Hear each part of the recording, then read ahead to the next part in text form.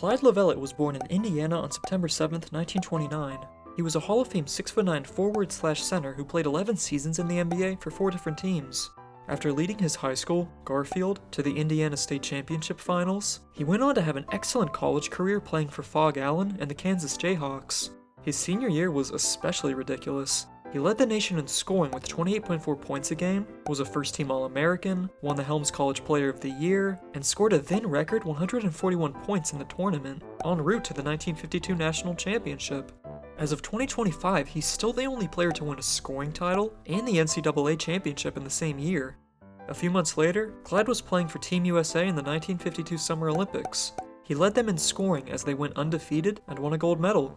His first season in the NBA was with the 1954 Minneapolis Lakers, the last NBA team to win a championship without the 24-second shot clock. He made 2 All-Star games and was second-team All-NBA in 1956. But in 1957, a woman accused Clyde of flashing her in a nightclub.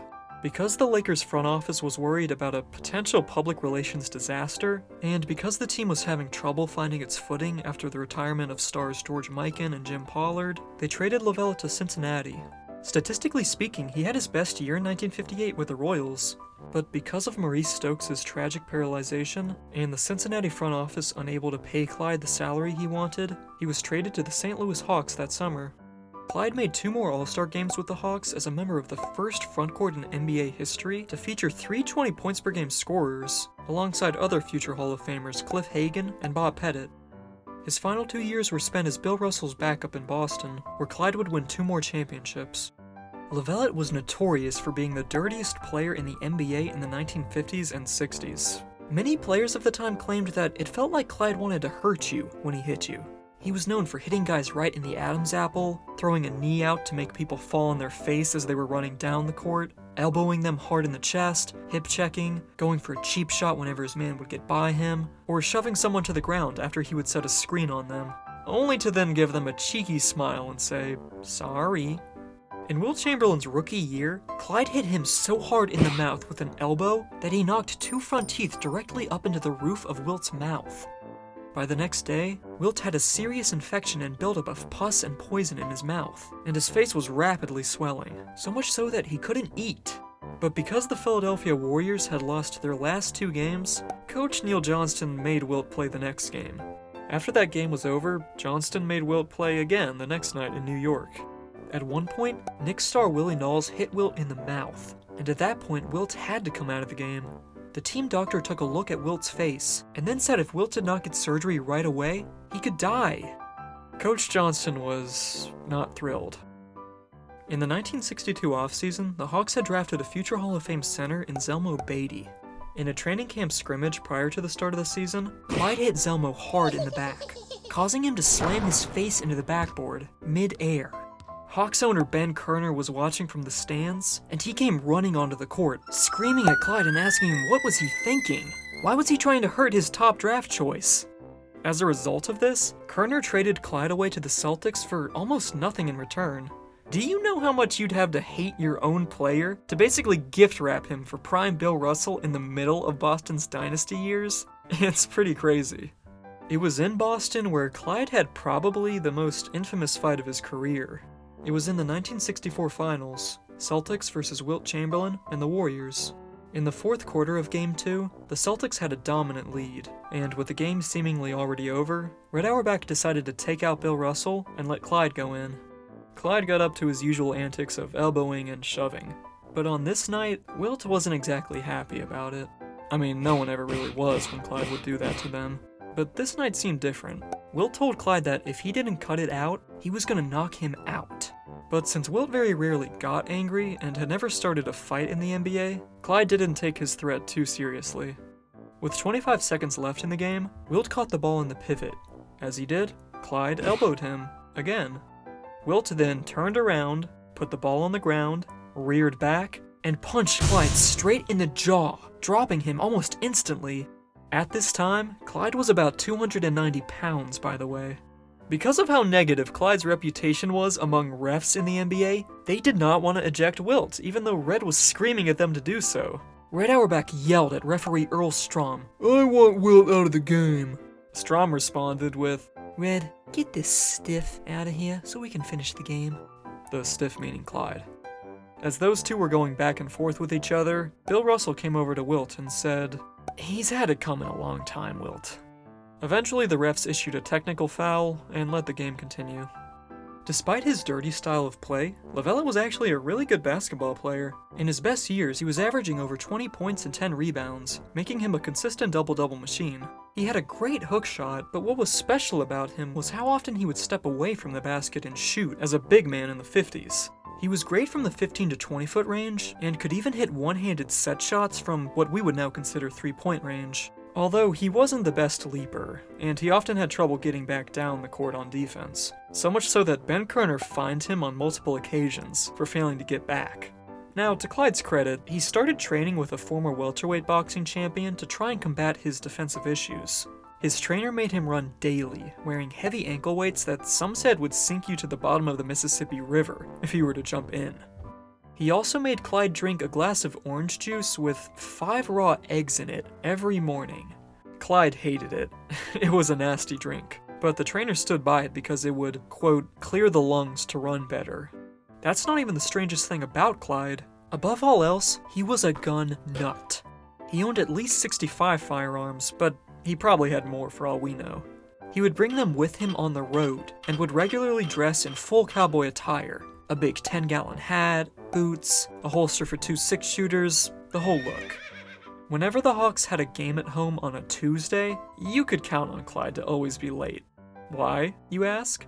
Well, because Clyde would have quick draw competitions with Chris Colt, who ran a cowboy show in St. Louis every Tuesday. The two of them would stand out in the middle of a street and draw their guns on each other, trying to see who was faster. That's where Clyde could be seen, rather than in a layup line. One night, when the Hawks were playing in LA, rookie Bob Ferry was rooming with Clyde. Ferry was trying to catch a nap before the game, but he kept hearing a clicking sound every so often that prevented him from falling asleep. Eventually, Ferry opened his eyes to see what the heck that noise was. Well, he saw Clyde, standing in front of a mirror wearing his gun holster. And only his gun holster. He was practicing his quick draw in the mirror, shooting himself over and over again. At that moment, there was a knock at their door. Clyde had ordered some food from the hotel's room service, and he opened the door. Still naked. He then pointed his gun at the young guy who had come up to deliver the food. The kid took off running for his life, without getting any money from Clyde. Well, I guess that's one way to get a free meal. That's not the only time Clyde pulled a gun on somebody. After the 1958 season, some of the NBA's top players were invited to go on a tour of the United States. 21 games, 21 different cities, on 22 nights. And Clyde Lovellette happened to be one of the players selected. In the middle of a game in Albuquerque, New Mexico, Clyde got into a fight with center Larry Faust, who was playing on the opposite team. It seemed like a good-natured fight at first, but suddenly, Clyde reached into his trunks, pulled out a gun, and shot Larry right in the chest as the game was still being played. Larry fell down onto the hardwood, writhing in pain, and as the audience screamed, Clyde turned to them and started firing into the crowd. Well, not really. As it turns out, it was only a cat pistol. Clyde and Larry had come up with the joke before the game, and once the shock went away, everybody started laughing. You know, just a good old basketball joke. In total, the game was delayed about 5 minutes. Another time, Clyde thought that a referee named Jim Duffy was giving him a hard time in a game. According to Bob Pettit, Duffy had a, quote, Irish temper. After the game was over, Clyde went to Duffy and said, "Duffy, you threw me out of that ball game." Duffy said, "Yes, and I'll do it again if you say something to me that I don't like." "You do that again, and I'll kill you. In fact, I'm gonna kill you anyway. I'm sick of you picking on me all the time." Over the next few hours, Clyde went back to his hotel room to retrieve a gun. Not a cap one this time, a real one. He then waited on the floor of the hotel that Duffy's room was on, and when Duffy exited the elevator, Clyde shot Duffy 4 times from about 8 feet away. Duffy fell to the floor in terror, but as it turns out, Clyde had loaded blanks into the gun. He then yelled at Duffy, "I told you I'd kill you." But that's not all, folks. When Clyde was down in Lubbock, Texas, to play another game, he knocked on the door of referee Willie Smith in the middle of the night. And when Willie answered, groggy, tired, Clyde pulled 2 guns on him and fired. Willie frantically checked his stomach for blood, thinking it was for real. But like last time, they were just blanks. After brief stints working as a car salesman and running a restaurant in St. Louis post-retirement, Clyde eventually left to return back to his home state of Indiana, and it was here where he became a sheriff of Vigo County. Clyde had originally wanted to be a police officer when he was younger, but at the time the state police had a height limit of 6'5". Despite being 6'9" and running as a Republican in a Democrat-majority county, Clyde won himself the job by 6,003 votes. When he first started, most of his duties consisted of him forming a search posse that would ride on horseback and scour the local area for missing persons. But in 1969, Clyde had probably his greatest moment as a policeman. Vigo County's seat was the city of Terre Haute, and at this time, Terre Haute had quite a negative reputation because of the many brothels that littered the city. So much so that people would nickname it Sin City.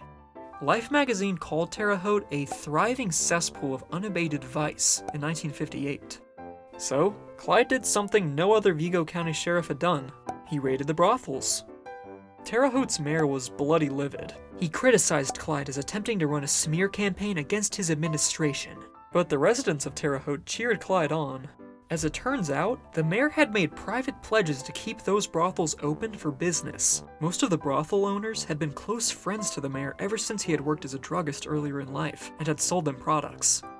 9 months after the raids, Clyde ran for re-election, but he ended up losing. After that chapter in his life, he became a born-again Christian and served as a teacher and coach, mainly for at-risk teenagers. He was inducted into the Hall of Fame in 1988 and passed away in 2016. If you like this video, check out this 3-hour documentary I made. I hope you have a good day. Take care.